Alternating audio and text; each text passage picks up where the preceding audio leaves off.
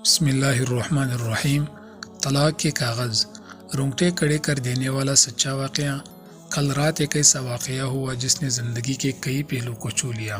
قریب شام کے 7 بجے ہوں گے، موبائل کی گھنٹی بجی، فون اٹھایا تو ادھر سے رونے کی آواز آئی۔ میں نے چپ کرایا اور پوچھا کہ بابی جی آخر ہوا کیا؟ ادھر سے آواز آئی، آپ کہاں ہیں اور کتنی دیر میں آ سکتے ہیں؟ میں نے کہا پریشانی بتائے اور بھائی صاحب کہاں ہے اور ماں جی کدھر ہے، آخر ہوا کیا ہے؟ لیکن ادھر سے صرف ایک ہی رٹ کہ آپ فوراً آ جائیں۔ میں نے اسے مطمئن کرتے ہوئے کہا کہ 1 گھنٹہ لگے گا پہنچنے میں۔ جیسے تیسے گھبراہٹ میں پہنچا، دیکھا کہ بھائی صاحب جو ہمارے جج دوست ہیں سامنے بیٹھے ہوئے ہیں۔ بابی جی رونا چیخنا کر رہی ہیں، 12 سال کا بیٹا بھی پریشان ہے اور 9 سال کی بیٹی بھی کچھ نہیں کہہ پا رہی۔ میں نے بھائی صاحب سے پوچھا کہ آخر کیا بات ہے؟ بھائی صاحب کچھ جواب نہیں دے رہے تھے۔ پھر بابی جی نے کہا، یہ دیکھے طلاق کے کاغذات کورٹ سے تیار کر کے لائے ہیں، مجھے طلاق دینا چاہتے ہیں۔ میں نے پوچھا یہ کیسے ہو سکتا ہے؟ اتنی اچھی فیملی ہے، 2 بچے ہیں، سب کچھ سلیٹ ہے۔ پہلی نظر میں مجھے لگا کہ یہ مذاق ہے، لیکن میں نے بچوں سے پوچھا دادی کدھر ہے؟ تو بچوں نے بتایا پاپا انہیں 3 دن پہلے نوئیڈا کے اولڈ ایج ہوم میں شفٹ کر آئے ہیں۔ میں نے نوکر سے کہا مجھے اور بھائی صاحب کو چائے پلاؤ۔ کچھ دیر میں چائے آئی۔ بھائی صاحب کو میں نے بہت کوشش کی چائے پلانے کی، مگر انہوں نے نہیں پیا اور کچھ ہی دیر میں وہ معصوم بچے کی طرح پھوٹ پھوٹ کر رونے لگے اور بولے میں نے 3 دنوں سے کچھ بھی نہیں کھایا ہے، میں اپنی 61 سالہ کی ماں کو کچھ لوگوں کے حوالے کر کے آیا ہوں۔ پچھلے سال سے میرے گھر میں ماں کے لیے اتنی مصیبتیں ہو گئے کہ بیوی نے قسم کھا لی ہے کہ میں ماں جی کا دھیان نہیں رکھ سکتی۔ نہ تو یہ ان سے بات کرتی تھی اور نہ میرے بچے ان سے بات کرتے تھے۔ روز میرے کورٹ سے آنے کے بعد ماں بہت روتی تھی، نوکر تک بھی ان سے خراب طرح سے پیش آتے تھے اور اپنی من مانی کرتے تھے۔ ماں نے 10 دن پہلے بول دیا تو مجھے اولڈ ایج ہوم میں ڈال دے۔ میں نے بہت کوشش کی پوری فیملی کو سمجھانے کی، لیکن کسی نے ماں سے سیدھے منہ بات تک نہیں کی۔ جب میں 2 سال کا تھا تب ابو انتقال کر گئے تھے۔ ماں نے دوسروں کے گھروں میں کام کر کے مجھے پڑھایا، اس قابل بنایا کہ میں آج ایک جج ہوں۔ لوگ بتاتے ہیں کہ ماں دوسروں کے گھر کام کرتے وقت کبھی بھی مجھے اکیلا نہیں چھوڑتی تھی۔ اس ماں کو میں آج اولڈ ایج ہوم میں چھوڑ آیا ہوں۔ میں اپنی ماں کے ایک ایک دکھ کو یاد کر کے تڑپ رہا ہوں جو انہوں نے صرف میرے لیے اٹھائے تھے۔ مجھے آج بھی یاد ہے جب میں میٹرک کے امتحان دینے والا تھا، ماں میرے ساتھ رات بھر بیٹھی رہتی تھی۔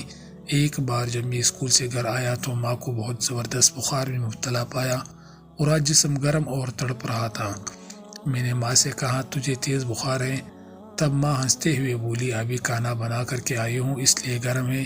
لوگوں سے ادھار مانگ کر کے مجھے یونیورسٹی سے LLB تک پڑھایا، مجھے ٹیوشن تک نہیں پڑھانے دیتی تھی، کہیں میرا وقت برباد نہ ہو جائے۔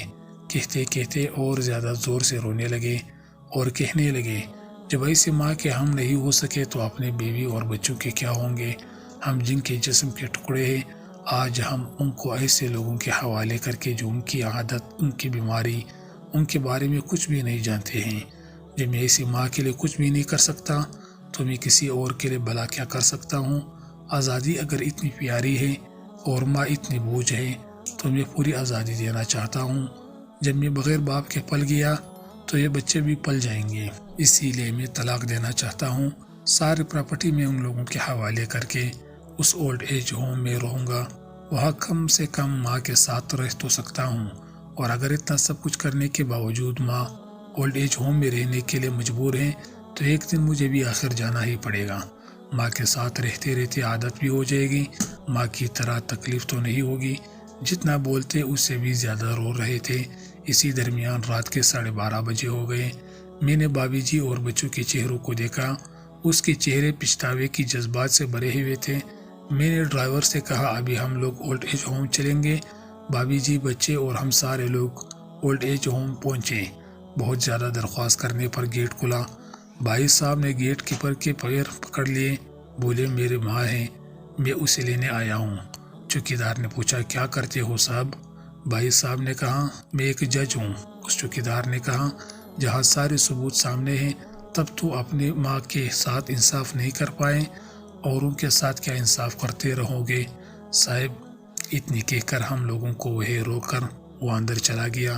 اندر سے ایک عورت آئی جو وارڈن تھی، اس نے بڑی زہریلے لفظ میں کہا، 2 بجے رات کو آپ لوگ لے جا کے کہے اسے مار دے، تمہیں اللہ کو کیا جواب دو گی؟ میں نے وارڈن سے کہا، بہن آپ یقین کیجئے یہ لوگ بہت پچھتاوے میں جی رہے ہیں۔ آخر میں کسی طرح ان کے کمرے میں لے گئے۔ کمرے کا جو نظارہ تھا اسے لفظوں میں بیان کرنا مشکل ہے۔ صرف ایک فوٹو جس میں پوری فیملی ہے، وہ بھی ماں کے بغل میں جیسے بچے کو سلا رکھا ہے۔ مجھے دیکھی تو اسے لگا کہیں بات نہ کھل جائے، لیکن جب میں نے کہا کہ ہم لوگ اس کو لینے آئے ہیں تو پوری فیملی ایک دوسرے سے لپٹ کر رونے لگے۔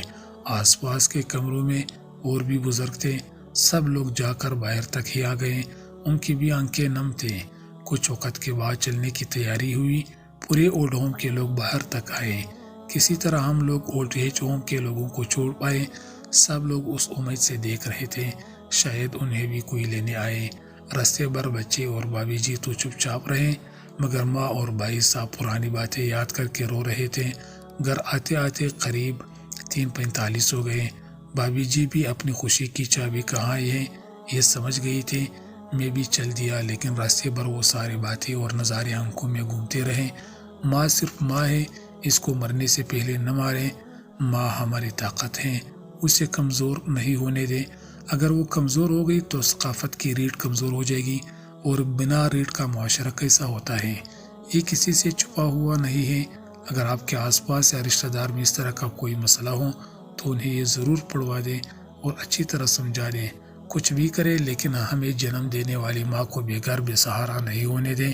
اگر ماں کی آنکھ سے آنسو گر گئے تو یہ قرض کئی صدیوں تک رہے گا۔ یقین مانے سب ہوگا تمہارے پاس، لیکن سکون نہیں ہوگا۔ سکون صرف ماں کے انچل میں ہوتا ہے۔ اس انچل کو بکھرنے مت دینا۔ اس دل کو چھو لینے والی داستان کو خود بھی پڑھیں اور اپنے بچوں کو بھی پڑھائیں تاکہ اس سے عبرت حاصل کر سکے۔ دوستوں، اگر آپ کو ویڈیو اچھی لگی ہے تو دوسروں کی بھلائی کے لیے ضرور شیئر کریں، اور اگر آپ ہمارے چینل پر نئے ہو تو چینل کو بھی ضرور سبسکرائب کر دیجیے گا اور گھنٹی پر کلک کر کے آل کو پریس کریں، اور آخر میں ویڈیو کو لازماً لائک اور شیئر کریں، اور یہ بھی سنیں کہ کمنٹ باکس میں ضرور اللہ جل جلالہ اور محمد صلی اللہ علیہ وسلم کے نام لکھیں۔